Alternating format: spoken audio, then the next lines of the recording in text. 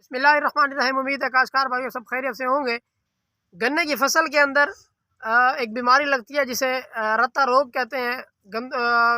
गन्ने का रत्ता रोग, इसे इंग्लिश में red rot of sugarcane कहते हैं। ये बीमारी फंगस की वजह से फैलती है और ज़मीनी रास्तों की वजह से फैलती है और ज़मीन से फैलती है। इस बीमारी से कितना नुकसान होता है और कैसे हम इसको कंट्रोल कर सकते हैं और कौन कौन से हम प्रोडक्ट्स जो है वो इस्तेमाल करके जो मार्केट में दस्तियाब होती हैं उनसे हम किसको इस तरह कंट्रोल कर सकते हैं, इसके बारे में जब बात कर रहे होंगे। अगर आपने हमारे चैनल को सब्सक्राइब नहीं किया तो हमारे चैनल को सब्सक्राइब करें और बेल के बटन को दबा दें ताकि फसलों के मुतालिक तमाम वीडियोज़ आप तक बर वक्त पहुँच सकें। गन्ने की फसल के अंदर red rot of sugarcane एक बीमारी है जिसे रत्ता रोग कहते हैं। इसके अंदर जो गन्ना है वो गन्ना दरमियान से बिल्कुल रेड हो जाता है, या उसके जो पत्ते होते हैं, जो उसकी वेन्स होती हैं वो बिल्कुल रेड होती हैं।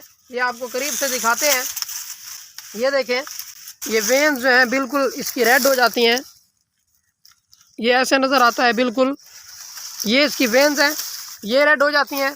और उसके बाद इसका जो अंदर का जो तना होता है उसके अंदर भी जब उसको आप चीर के देखते हैं तो उसके जो खुले होते हैं उसके अंदर तमाम जो है वो रेड हो जाता है।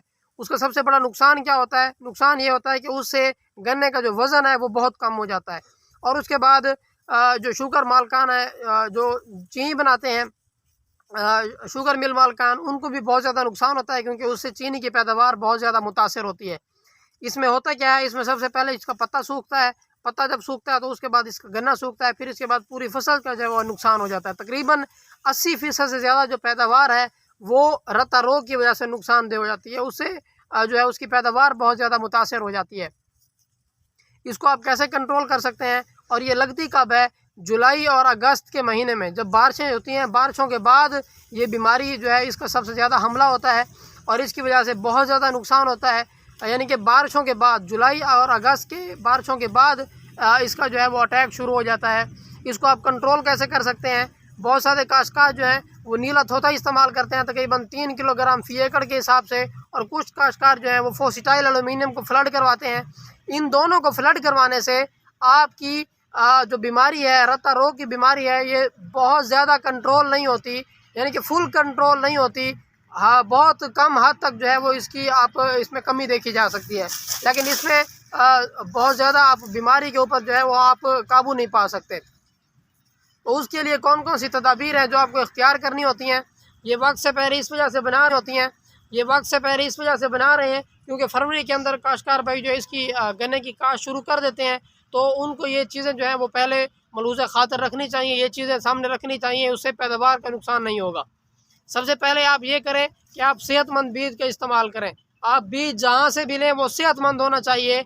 सेहतमंद का मतलब ये है कि उसके ऊपर किसी भी बीमारी का अटैक ना हो, यानी कि इसी रत्ता रोग की बीमारी का अटैक ना हो। जब आप उस बीज को देखें तो उसमें से आपको कोई भी बीज जो है वो इफेक्टेड नज़र ना आए।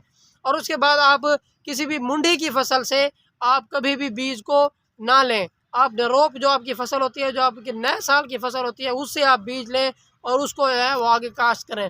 और अगली बात ये जहन में रखनी है आपने कि आपने इसको फंजीसाइड के साथ जो है वो ट्रीट करके इसको इस्तेमाल करवाना है। किसी भी फंजीसाइड के साथ थायोफेनेट मिथाइल लें, थायोफेनेट मिथाइल पानी में मिक्स करें, मिक्स करवा के सारा बीज उसके अंदर डालें, उसको ड्राई करके शेड के अंदर यानी कि छाँव के अंदर खुश्क करें। खुश्क करने के बाद उसको जो समय है उसके या उसका जो बीज है उसको इस्तेमाल करवाएं। इससे आपकी एक तो पैदावार में कमी नहीं आएगी और उसके बाद आपका जितना नुकसान होता है इस बीमारी की वजह से, रत्ता रोग की वजह से, वो नहीं होगा और आप की पैदावार इंशाल्लाह बेहतरीन आएगी। उम्मीद है आपको वीडियो समझ आ गई होगी। अपना ख्याल रखिएगा। अल्लाह हाफिज़।